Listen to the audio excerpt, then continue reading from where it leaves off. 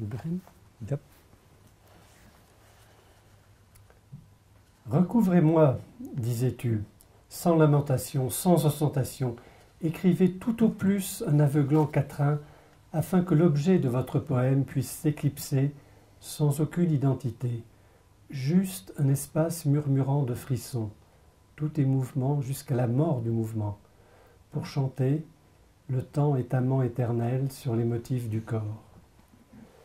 N'étalez aucun drapeau sur mon cercueil, taillez dans le drapeau une chemise pour sans-abri. Drapeau, loque de clown, enseignant à l'enfant dans le cirque la couleur et la trahison. Notre drapeau flotte libre, rappelant la napka, du temps des oliviers drapés de feux morts, tandis qu'on nous dédiait des batteries de couplets. Ceci seulement, qu'il y ait de la musique, une fête pleine de rire pour mes amis, un verre de vin haut levé à la santé du jour, rouge comme la pulsation vibrante et le remous d'un cœur. Gooi my vinnig toe, het hy gesê. Geen gesamenlik of groot vertoon. Skryf op sy meeste verblindende kwatrijn, sodat die maat en die pyn waaroor jy skrywe mag verdwyn. Daar is geen identiteit, alleen 'n ruisende ruimte van bewing. Alles is beweging totdat het ophou beweeg om te sing van die tyd, toe tyd nog tydsaam, die minnaar en die minnaret was, oor beeldpatrone van die lyf. Drapeer geen vlag om my kus op my kus nie. 'n Vlag is om 'n hemp van te knip vir die havelose. 'n Vlag is die lap waarmee die nar in die sirkus kinders mag leer oor kleur en die klanke van verraad. Ons vlag waai vry om die nakba te onthou, toe die olyfboom toegevou is in dooie vuur. Net dit. Laat daar musiek wees, het jy gesê. 'n Maaltyd met helder gelag van my vriende en 'n glas wyn hoog gelig in die dag en die wind so rooi soos 'n klepelende klop en spoel van 'n hart.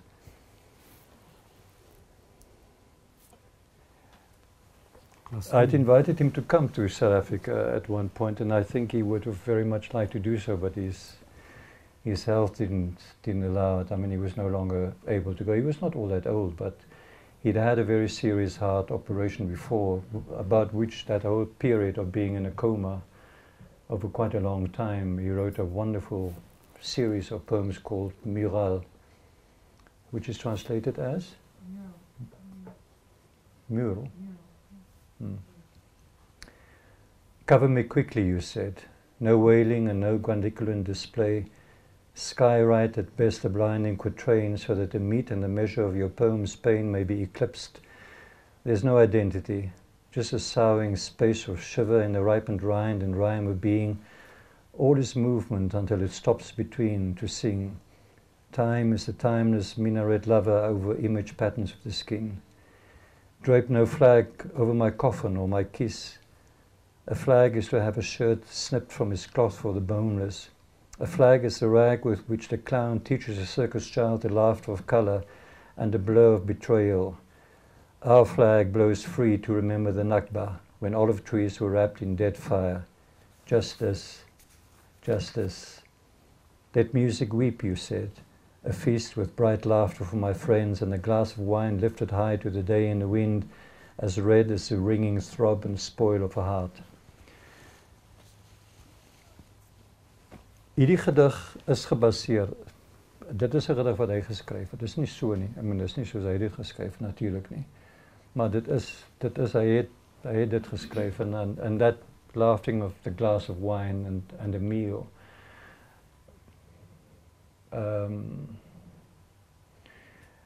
the most striking thing I found visiting Ramallah and talking to many people who knew Mahmoud. He's buried there, and unfortunately the vultures did get hold of him. The politicians did get hold of him. They have made a kind of a shrine, you know, and they do take people there.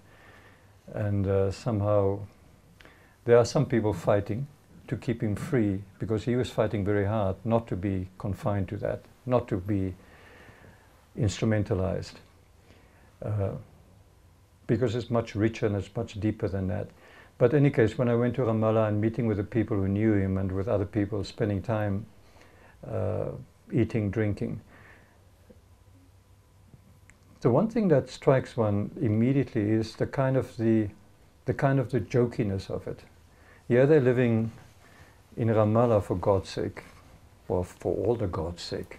For Allah's sake and for... Here die woestijn geloof ons om opgedonder van de kant af.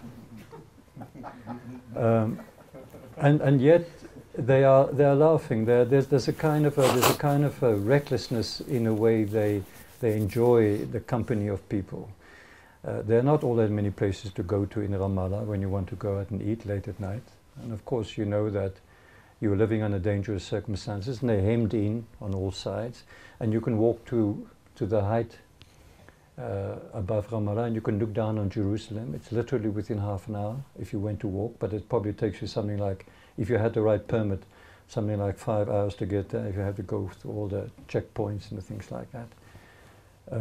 It is a living, scarred example of the utter stupidity of what people do to people. It's absolutely unbelievable. And of course people find the necessary justifications and the reasons and all kinds of things like that. But that thing is so visibly unjust, it's so visibly stupid from all points of view that you can't possibly understand how it came about and how it happened. That and the kind of the quality of the discourse, the quality of the exchanges.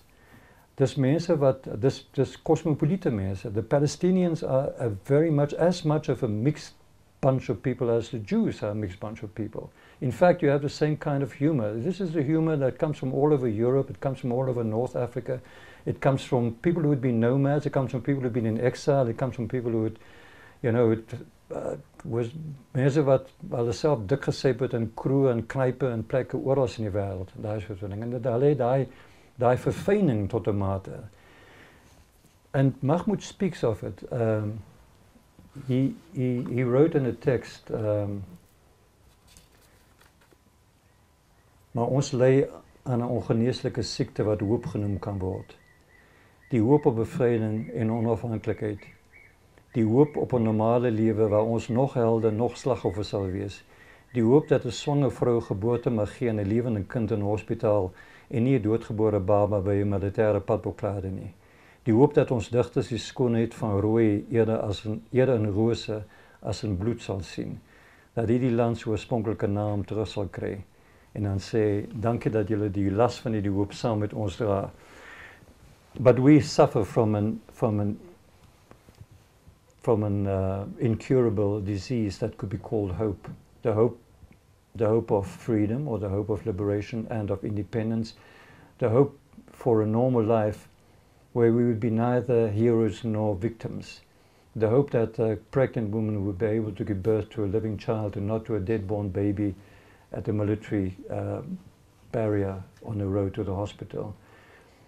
The hope that our poets may see the beauty of red rather in roses than in blood. The hope that this land may get back its original name. And then he ends by saying, thank you for bearing the burden of this hope with us.